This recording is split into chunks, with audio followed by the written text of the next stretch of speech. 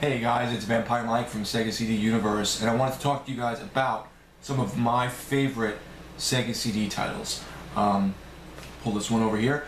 So, some of these, most of them have memories attached, or, you know, just nostalgia for me. As I said in many videos, back when the Sega CD came out, my buddy had one, my buddy Nicky. I went to his house, he put on Sewer Shark, and I was like, oh my god, this looks so cool. We're controlling a movie. I couldn't believe it. Until this day, Sewer Shark is one of my favorite games on the Sega CD. Everyone found it really difficult because it's a shooting game, which can be a little difficult, you know, on-rail shooter, but you also have to make turns in the game, and if you make the wrong turn, you die, pretty much after one or two tries. If you listen and watch, there's lights that pop up on the screen, and they yell coordinates out to you. If you look in the book, it tells you, if you miss the lights, what the coordinates mean. So they'll say like niner, one, niner. It means like left, right, left. I'm just giving an example. And that's when you know when those like turns come up, you have to make those turns, or else you're not going to make it to the end of the level and you're going to hit something and die. So Sewer Shark is one of my favorite games on the Sega CD. I'm going to just quickly try and tell you a little bit about each of these games, maybe why I enjoy them and why they're my favorites. Two games that are very similar to me and share this same actor, David, is it Halligan? I can't think of his last name. I had a picture of it on my computer. I can't think of his name. Tomcat Alley and Midnight Raiders. I prefer Midnight Raiders, but both full motion video shooting games, really good, pretty good quality for the time. Also, I would throw Surgical Strike into this one. That one had even more control. Tomcat Alley is like you know, you're fighting in a plane, you're shooting things, and you have to like maneuver somewhat, pick where you want to go, and then shoot more guys down. Again, it was very funny that they share the same actor. I don't think his name is on the back, but I'll probably include his name down in the description. This one had also ground battles, so you were in tanks sometimes, or you were on foot, but it's all full motion video, so it's like a movie. You know, they're popping out, and you have to shoot them in time before you get obliterated. Surgical Strike was very good as well. That one you're in a tank and you're actually able to turn, not 360 degrees, but you can actually turn around in your own, you know, control-wise. These are more like on rails in a way, you know. They are on rails, not kind of, they are. Let me pull these over here out. A big stack here. One of my other favorite Sega CD titles that I know people are usually fond of is Ground Zero Texas, and sadly I don't have the original case for this, but this is a an on-rail shooter where you have to jump from camera to camera. It's all full motion video, and these aliens are trying to take over this Texas town, and you have to shoot the aliens and like protect your camera guns so that they're not destroyed. If they're destroyed, you end up losing. I would also throw Corpse Killer into this. I also love Corpse Killer, and that's also a on-rail FMV shooter, which the Sega CD seems to have a lot of. But cheesy acting, lots of fun. I beat this game. There was actually a little bit of a easy method to beat the last level, and I did use that, and I beat this game, and very proud of myself for that. Great game, Ground Zero Texas. Let's see what else we have here. I'm going to leave those for last. This one is Masked Rider, Kamen Rider Zo, Z-O, and that is based off the Masked Rider. It was based off of the movie. It actually there's a Japanese Masked Rider movie, which eventually got turned into a TV series and stuff, and they did different things with it. They made games out of it. But this was one of the first ones I recall, and it's a full motion video game with quick time events, really great cheesy dubs, and really great cheesy acting. Till this day, one of the lines that gets stuck in my head is at the very beginning of the game. This little kid's walking down the street, he's talking to his friends, and you can totally hear the voices don't match the mouths, you know, you can see it because they're speaking in Japanese and it's in English. And he's like showing off this thing, and then like this robot appears, this like robot ball that follows you around, and the kid goes, "Do you like this song too?" And my friends and I were like, what the frig are we playing? And we just started hysterically laughing.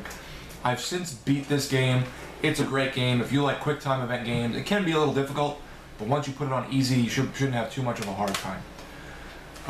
Let's see here. Wirehead on the Sega CD with Ned Hubbard, Steve Whitting. Steve Whitting is an actor. You might know him from those Stride commercials. I think, did he do the ones with the goats that would hit people and make them spit out their gum after a while? I don't recall. But he was also in the Hogan family. Great. This is like probably the best, in my opinion, full motion video quick time event game on the console. And the reason for that is there's many different ways you can go in the game and different ways to complete the game in that way. There's only one ending that I know of, but great game. I thought it could have definitely been like a cheesy B movie. You're in control of this guy who has a brain injury. He has like robot parts in his head, and now you're controlling him. So it's like the whole game is just a big chase scene, and it's really cool. So definitely check that out. Let's see. I'm gonna throw these over here for other titles that people don't usually talk about. Those aren't gonna go in this video. And we're getting down to near the end here. Everyone loves this one, and rightfully so. Snatcher on the Sega CD is one of the best and most sought after games. Some people don't like it because it is a visual novel with shooting elements, which you'd be like, well, why did that even come out? It didn't do very well here. So they didn't sell a lot, they didn't make a lot, whatever the case may be. The game is now like some crazy amount of money. I don't, and it's a great game. I have a copy here that's, I would say mint. I mean, there's like 2 light marks on it, but this was one of my favorites. This had such a great ambiance and setting. It feels like something like Blade Runner. It has that kind of Kojima, because Kojima made this, Hideo Kojima, flair to it. It has some Metal Gear references, actually quite a few of them, which are funny, movie references and jokes. If you like visual novels with shooting and like cyberpunk stuff, this game is awesome. Even if you have to, download a ROM or something, this is definitely worth just playing once. It's not super long, but man, it held my attention. It was so good. So good. Let's see here, what else we got going.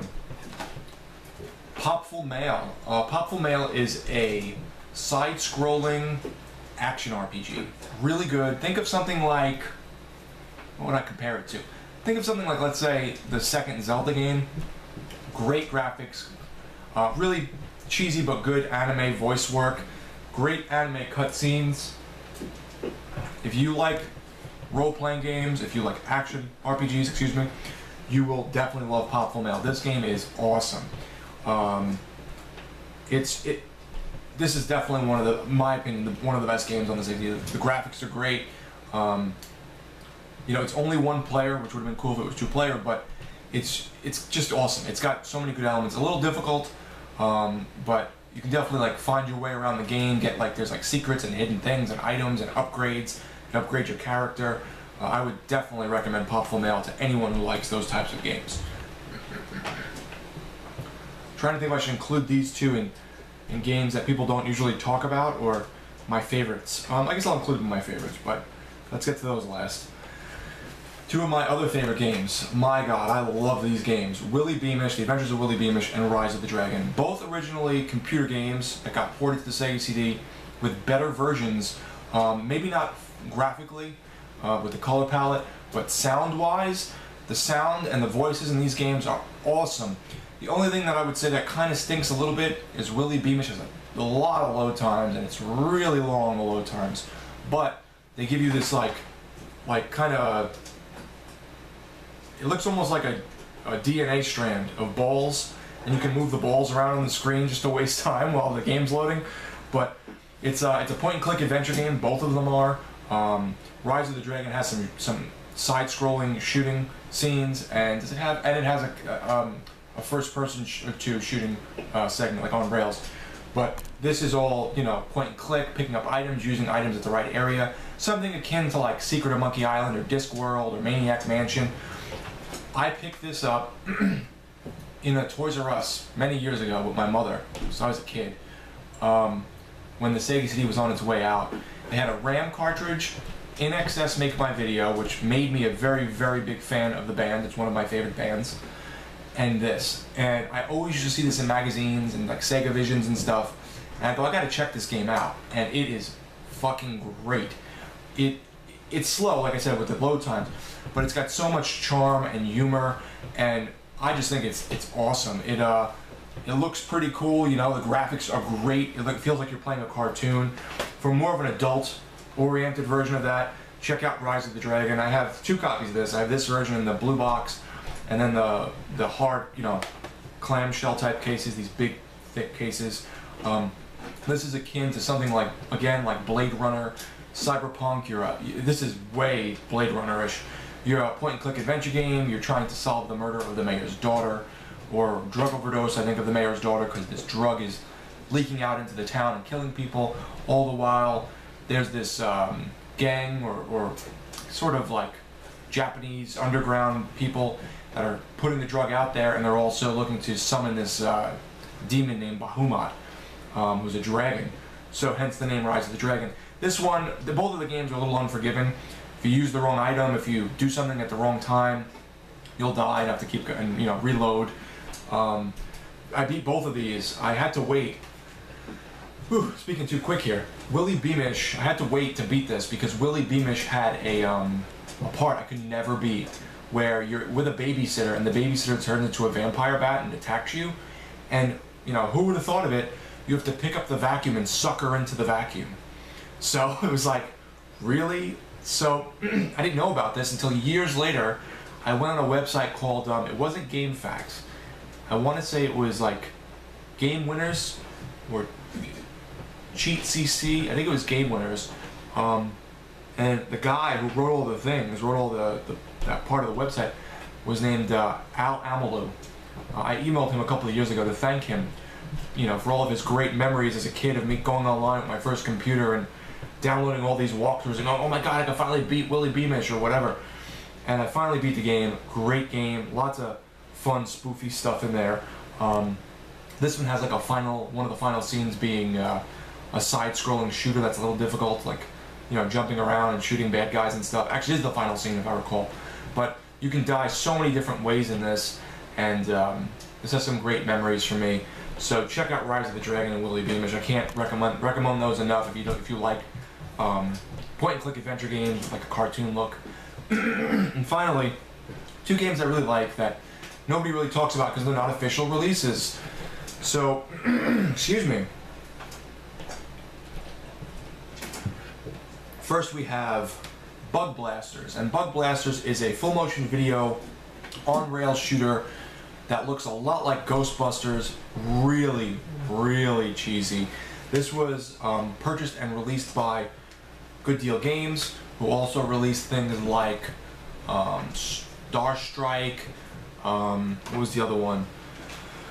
Oh, I see the picture in my head of it. There's like a few of them. There's a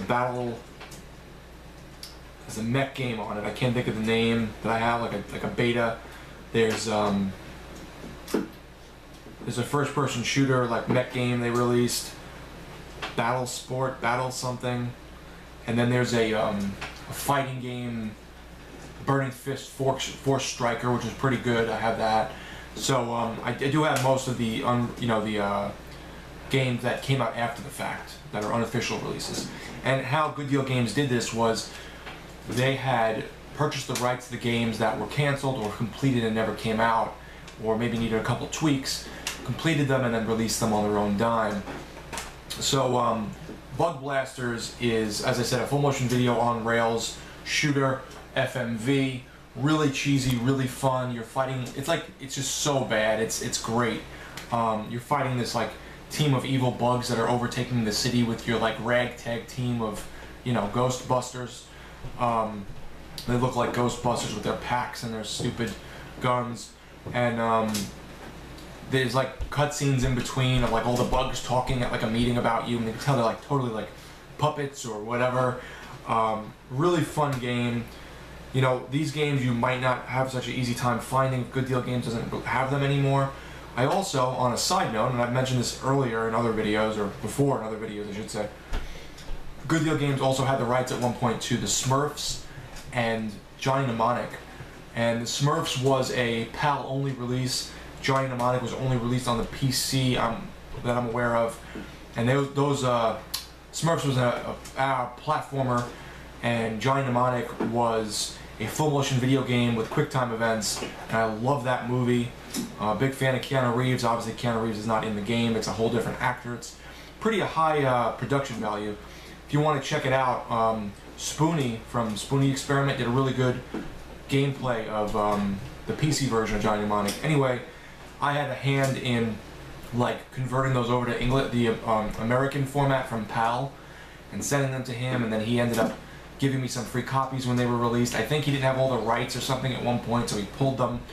But Johnny Mnemonic was cool, but it was very hard. There was no button prompts on the screens. You didn't know what to push when. It was very, very overblown and dithered because it needed to be shrunk down and wasn't. So it wasn't optimized. But Bug Blasters is really great. Check this out. And finally, this game, I think, is missing a scene or two, which is why they say it's like a beta, so it was never fully released, and that is Citizen X. Citizen X is a, they did a pretty nice job here with their releases. Citizen X is a side-scrolling action platformer with full-motion video cutscenes, something about a terrorist organization is trying to destroy the world, and you're the only one left who can save it. Really cheesy, a little difficult. Some of these games tend to be difficult because, you know, they want to, I guess, some of them, the arcade games, obviously, not these, but that I mentioned previously, the arcade games obviously wanted to suck quarters from you, so now that they're on the Sega CD, they didn't tone down the difficulty too much, I guess. But a lot of them are, you know, very trial and error-y, and this one is, well, this is beta here, but as I said, I think it's just missing one scene. I think you can beat the game, but this is kind of like an old-fashioned type of game where the maps are so vast that you're almost better off drawing your own maps or coming to your own conclusions of where to go and what to get, picking up items, and it's all on a timer, which I tend not to like, but this is one of the overlooked games that I thought was really fun. So check out Citizen X. This is also, I think, online in ROM form if Good Deal Games does not sell it any longer. So these are some of the games that I really enjoyed on the Sega CD that you should totally check out. If any of them sound cool to you, download an emulator, pick up a copy if you have a Sega CD that works. Play these games. Sega CD had some great titles that people just don't really talk about. So thanks guys for watching. It's Vampire Mike from Sega CD Universe. Be good.